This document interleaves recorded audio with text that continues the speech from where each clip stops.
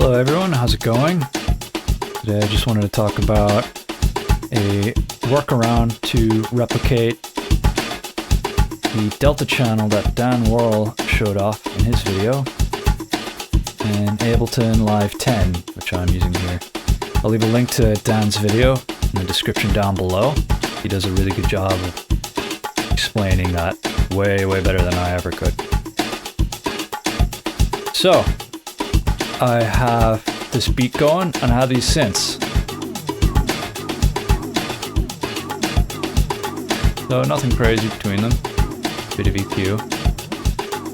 And what's going on here is this first synth is going to a return channel that is flipping its polarity. And then that set to sends only. So it's not going out through the master bus. You can set that to minus infinite, but it just sort of, guarantees you're not getting messed around in any way. So that's going to another channel that also has a polarity flip on it. And also has an EQ with an all pass on it. So this is getting sent through, getting the polarity flipped, and coming out through this flipped where it's so that's phase canceling itself.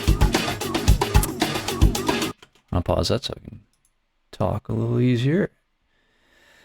And we have the second synth, which is just going straight through this channel without being inverted, obviously, unless you decide to flip it here. And what you want to make sure of is that you adjust the attenuation on these two channels because they will get boosted. So I've brought them down by 6 dB each. And yeah, so if I take off this, you can hear the left channels, the left synth is being cancelled and you only hear the right one.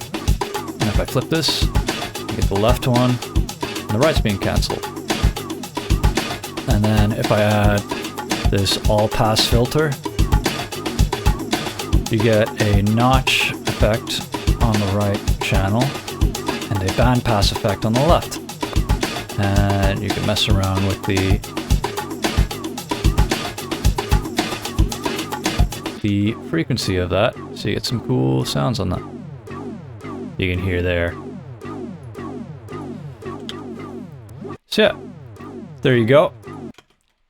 That is the delta channel that I picked up from Dan Worrell. Again, go check out his video. He's got incredible stuff. Just things that have really completely changed how I mix and even hear things. And obviously there's some limitations in Ableton that you don't quite get in some other DAWs when you're using this trick. In Reaper and probably other DAWs, you can just flip the polarity on the send itself. Whereas here you have to set this sort of intermediary return channel to flip the polarity.